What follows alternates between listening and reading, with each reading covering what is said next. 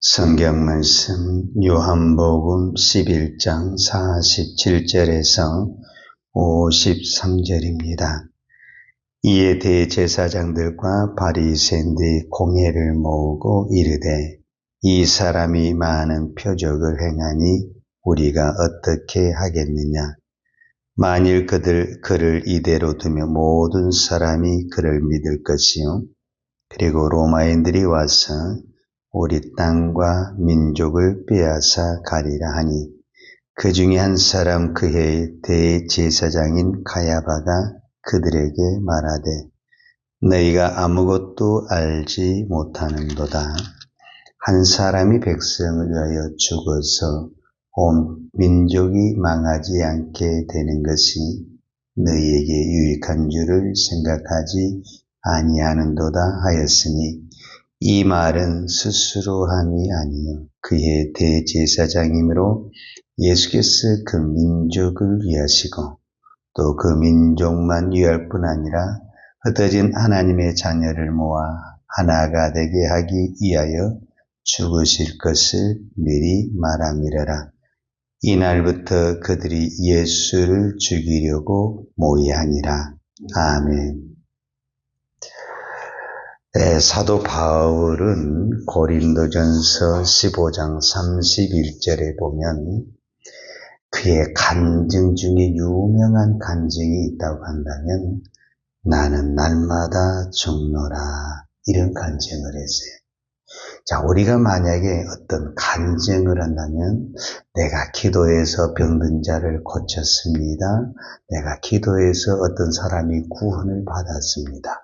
우리가 이런 이야기를 할 텐데 사도 바울은 의외로 나는 날마다 죽노라 이런 이야기를 했습니다. 그리고 그 고린도전서 15장 10절에 보면은 사도 바울이 이렇게 선교 사역으로 하나님께 쓰임을 받을 수 있었던 그 모든 것은 하나님의 은혜였다 이렇게 표현을 합니다.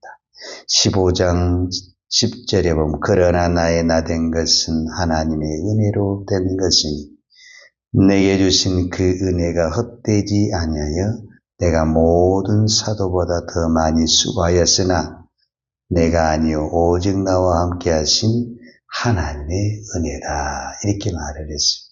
왜 그러냐면은 그 15장 10절 그러니까 고린도전서 15장 10절 그 이전이 9절인데 9절에 보면은 사도 바울이 이런 말씀을 기록하고 있어요. 나는 사도 중에 지극히 작은 자라 내가 하나님의 교회를 핍박하였으므로 사도라 칭함을 받기에 감당치 못할 자로라. 그러니까 본인이 알죠. 내가 누구보다도 교회를 핍박했던 그 사람인데 교회를 핍박하던 사람이 교회를 세우는 자가 됐으니 이것보다 더 큰 기적이 어디 있겠습니까? 근데 이거를 누가 했다? 하나님이 하셨다. 하나님의 은혜가 하셨다라고 말합니다. 자, 요한복음 11장은 전체적으로 흐름이 뭐냐면은 나사로가 병들었다. 병든 나사로가 죽었다. 죽은 나사로를 예수 그리스도가 살렸다. 그런데 이 나사로의 사건을 통해서 이 그때 당시 대제사장과 바리새인들은 어떤 모의를 했다? 오늘 11장 53절에 보면은 이 날부터는 그들이 바리새인, 서기관, 대제사장 이 사람들이 무엇을 했냐? 예수를 죽이려고 모의하니라. 그러니까 사도 바울이 하나님 앞에 고백하며 감사하지 않을 수 없는 이유가 뭐냐면 하나님의 은혜가 아니어서 내가 예수를 못 만났다면 지금 사도 바울은 어디에 있냐? 이 자리에, 이 자리. 예수를 죽이려고 모의하는 이 자리에 있어야 할 이 사도 바울이 극적으로는 하나님의 그 예수님을 만나 하나님의 은혜를 받아서 이제는 많은 영혼을 살리고 교회를 세우는 사람으로 변화됐으니 이 끝보다 더 큰 은혜가 어디 있느냐, 이렇게 사도 바울의 고백을 볼 수가 있습니다. 요한복음에는 7가지 표적이 나옵니다. 우리로 말 7가지 기적이라고 말할 수 있고 능력이라고 말할 수 있는데, 첫 번째 기적이 요한복음 2장에 나오는 가나안 혼인잔치에서 물이 포도주가 되는 사건입니다. 이것이 성경에 이것이 예수님의 첫 번째 표적이다. 마지막 표적이 뭐냐면은 오늘 요한복음 11장에 나오는 죽은 나사로를 살리는 사건입니다. 그러니까 그 첫 번째 표적에서 마지막까지 그 표적은 제가 표지판이라고 그러잖아요. 표지판. 우리가 어떤 표지판을 보고 이렇게 찾아가잖아요. 그러는 것처럼 이 표지판은 결국은 어디에서 끝을 맺고 있냐면은 나사로의 죽음과 다시 살아나는 것에 끝을 맺고 있다는 것은 결국 이 표지판은 어디에 와 있냐? 앞으로 예수 그리스도의 죽음과 부활의 표지판이 맞춰졌다, 이렇게 말할 수 있는 거죠. 그런데 예수 그리스도는 아이러나게도 나사로를 살리고 본인이 죽음의 자리에 올리게 되는 이런 현상이 나타나게 되는 거예요. 그러니까 결정적으로 지금 이 사람들이 예수를 강력하게 죽이려고 하는 그 결정적 사건이 뭐냐? 나사로를 살렸다라는 거예요. 그런데 예수님은 나사로를 살림으로 말미암아 내가 오늘 우리로 말하면 죽게 되었다. 그럼 예수님은 이거를 알고 했을까요? 모르게 했을까요? 알고 했죠. 우리는 그것을 알면 내가 하겠지 않겠어요? 내가 이 사람을 살리다가는 내가 죽겠네? 하겠지 안 하겠어요? 못 본 채 해버리고 못 들은 채 해버릴 수 있죠. 그런데 예수님은 이 사건으로 말미암아 모든 사람이 믿는 사람도 있지만 반대파가 강력하게 나를 죽인다라는 것을 알고 있었어요. 그럼에도 불구하고 이것을 했고 또 결국 그것이 하나님의 뜻이었고 내가 가야 할 십자가의 길이었다라는 것을 볼 수가 있습니다. 오늘 저와 여러분이 이 새벽에 기도하면서 나는 누구라고 생각합니까? 나는 예수님을 잘 따르는 사람이라고, 잘 믿는 사람이라고 생각할 수 있죠. 그런데 제가 이 말씀을 묵상하면서 내가 바로 바리새인이구나. 예수를 죽이려고 하는 바리새인이구나. 왜냐? 사도 바울이 고백했던 것처럼 내가 날마다 죽노라, 이렇게 표현했잖아요. 그러니까 내가 안 죽으면 누가 죽어야 되는 거예요? 예수가 죽어야 돼요. 그러니까 사도 바울이 그 수많은 선교 현장에서 모든 기적과 역사는 언제 나타났냐? 내가 죽을 때 나타났다. 죽을 때. 내가 조금이라도 살아있으면 예수의 능력, 성령의 능력은 나타나지 않았다라는 거죠. 그러니까 사도 바울이 간증하고 또 간증할 수밖에 없는 것은 내가 죽는 것만이 나도 사는 것이고 교회도 사는 것이고 가정도 사는 것이고 모든 사람을 살리는 길이라는 것을 선교의 현장에서 날마다 체험했다라고 표현할 수가 있죠.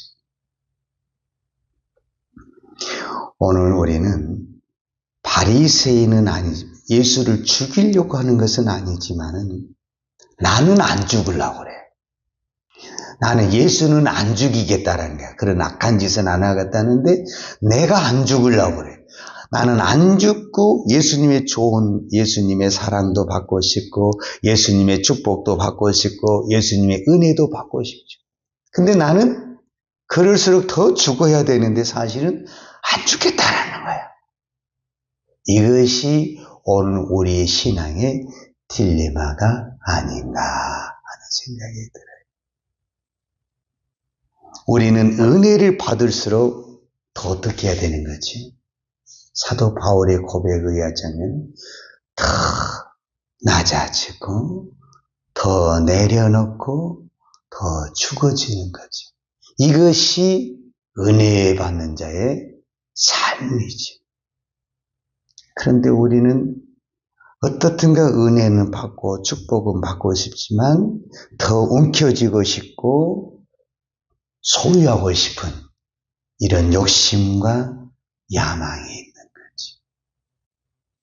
그러니까 내가 다른 주변을 살리기보다는 불협화음이 나오고 문제가 생기게 되는 거지. 저는 오늘 예수님이 내가 죽어서라도 나사로를 살릴 수만 있다고 하면 그 길을 갔다 그 말이에요.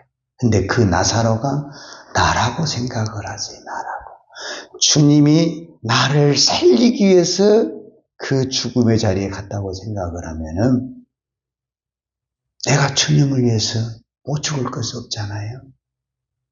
자, 우리가 이 말씀을 보면서 오늘 저와 여러분의 기도의 제목이 있다고 한다면 나를 버리고 나를 내려놓고 주님 앞에 나가 죽는 것이죠.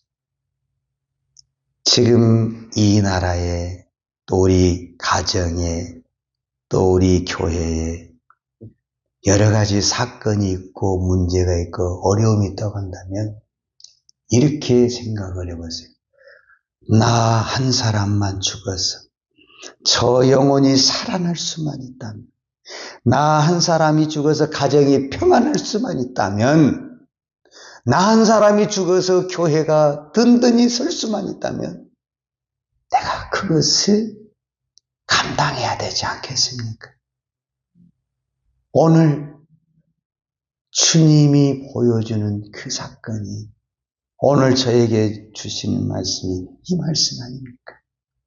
내가 죽어 다른 사람이 살아날 수만 있다면 못 본 채 말고 모른 채 하지 말고 내가 그것을 감당할 수 있는 믿음을 주시라고, 은혜를 주시라고 이 새벽에 기도해야 되지 않겠습니까? 오늘 그렇게 되면은요, 저는 믿습니다. 하나님이 나도 살려주시고 우리의 가정도 살려주시고 우리의 교회도 살려주시고 이 나라 이 민족도 살려주실 줄로 믿습니다. 제가 이렇게 확신 있게 간증할 수 있는 것은 제가 다른 사람을 영혼을 위해서 이렇게 중보 기도를 하잖아요. 우리가 그 사람을 위해서 간절히 기도하잖아요. 그러면 그 사람에게 응답이 가기 전에 제일 먼저 누구에게 응답이 오냐? 기도하는 그 사람에게. 하나님은 기도하는 그 사람에게 가장 먼저 은혜를 주시고 응답을 주시더라.